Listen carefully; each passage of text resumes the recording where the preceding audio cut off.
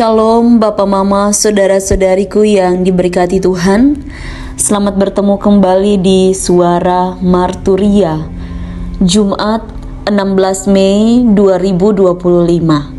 Hari ini kita akan merenungkan bagian firman Tuhan yang terambil dari kitab Kejadian pasal 41 ayat 1 hingga ayatnya yang ke-13.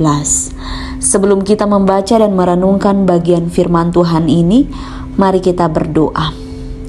Ya Tuhan, Allah Bapa kami yang bertahta di dalam kerajaan sorga, segala puji, syukur, dan hormat kami naikkan kepadamu ya Bapa. Karena cinta dan kasih-Mu yang tidak pernah terlepas dari hidup kami, sehingga kami terus ada dan kami diizinkan untuk melakukan setiap tugas tanggung jawab kami. Dan saat ini kami akan membaca dan merenungkan bagian firman-Mu.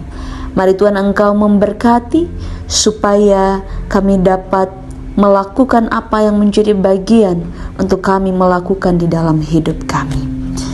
Berfirmanlah kepada kami karena kami sudah siap untuk mendengarkannya. Amin.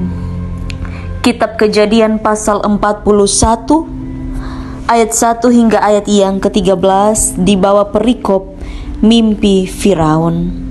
Setelah lewat 2 tahun lamanya, bermimpilah Firaun bahwa ia berdiri di tepi sungai Nil. Tampaklah dari sungai Nil itu keluar 7 ekor lembu yang indah bangunnya dan gemuk badannya, lalu memakan rumput yang di tepi sungai itu. Kemudian tampaklah juga 7 ekor lembu yang lain yang keluar dari dalam sungai Nil itu, buruk bangunnya dan kurus badannya, lalu berdiri di samping lembu-lembu yang tadi di tepi sungai itu.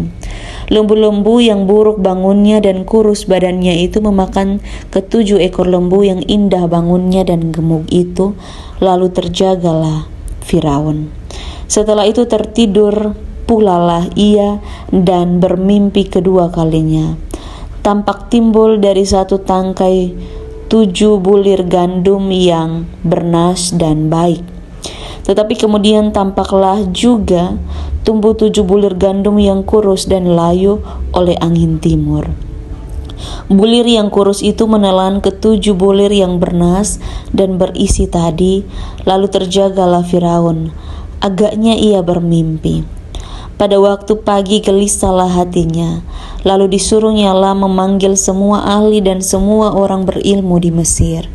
Firaun menceritakan mimpinya kepada mereka, tetapi seorang pun tidak ada yang dapat mengartikannya kepadanya. Lalu berkatalah kepala juru minuman kepada Firaun, "Hari ini aku merasa perlu menyebutkan kesalahanku yang dahulu. Waktu itu tuanku Firaun murka kepada pegawai-pegawainya dan menahan aku dalam rumah pengawal istana beserta dengan kepala juru roti. Pada satu malam juga kami bermimpi, aku dan kepala juru roti itu, masing-masing mempunyai mimpi dengan artinya sendiri. Bersama-sama dengan kami ada di sana seorang muda Ibrani, hamba kepala pengawal istana itu. Kami menceritakan mimpi kami kepadanya, lalu diartikannya kepada kami mimpi kami masing-masing. Dan seperti yang diartikannya itu kepada kami, demikianlah pula terjadi. Aku dikembalikan ke dalam pangkatku dan kepala juru roti itu digantung." Demikian jauh pembacaan firman Tuhan. Yang dikatakan berbahagia adalah setiap kita yang tidak hanya membaca firman Tuhan, tetapi juga yang mau melakukan di dalam hidupnya setiap hari. Bapak, Mama, Saudara-saudariku yang diberkati Tuhan, Shalom. Hari ini kita merenungkan bagian firman Tuhan dengan tema budaya segera minta maaf. Siapa kita di hari-hari ini? Kita dengan tegas, dengan berani, kita bilang bahwa saya minta maaf atas apa yang sudah saya lakukan. Dan kita perlu bilang bahwa orang yang berani minta maaf adalah orang yang rendah hati. Orang yang berani minta maaf tentu dia banyak belajar firman Tuhan. Tidak hanya belajar firman Tuhan, tetapi jauh daripada itu, ia juga melakukan firman Tuhan dengan sangat baik. Dan dalam hal ini kita belajar dari bagian firman Tuhan yang dimana permintaan maaf ini dilakukan oleh seorang juru minuman begitu. Ketika Yusuf dia berpesan kepada juru minuman untuk ketika ia dibebaskan, juru minuman ini tetap ingat kepadanya.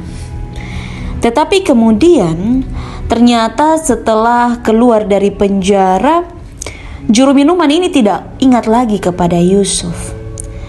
Dan tentu ini menjadi bagian yang sangat menggelisahkan hati. Dan 2 tahun kemudian Firaun ia sangat gelisah karena ia bermimpi. Mimpi yang sebenarnya juga ia tidak tahu artinya apa. Tetapi kemudian juru minuman ini dia ingat tentang apa yang sudah terjadi 2 tahun sebelumnya, dan ia ternyata melupakan itu. Dan ia tentu bersalah. Dan luar biasanya ia bilang bahwa ia minta maaf begitu.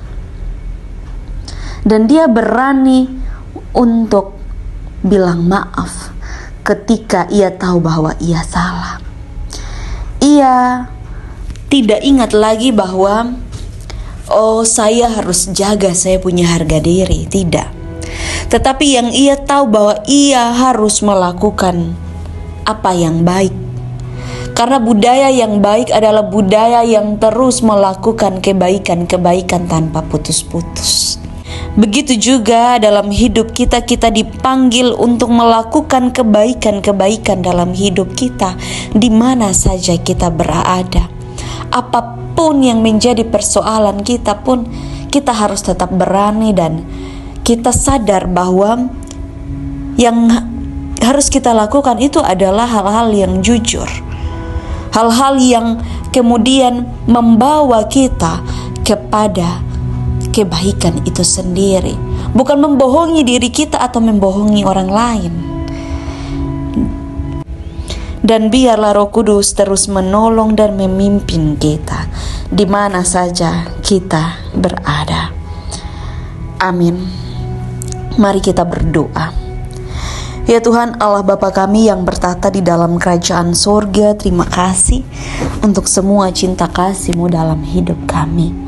Mari Engkau memberkati apapun yang kami lakukan, dan biarlah hidup kami terus kami hidupi hal-hal yang baik.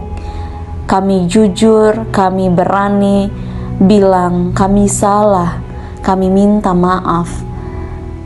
Siapapun kami, Tuhan tolong kami dalam semua keadaan kami. Terima kasih, mari memberkati kehidupan kami.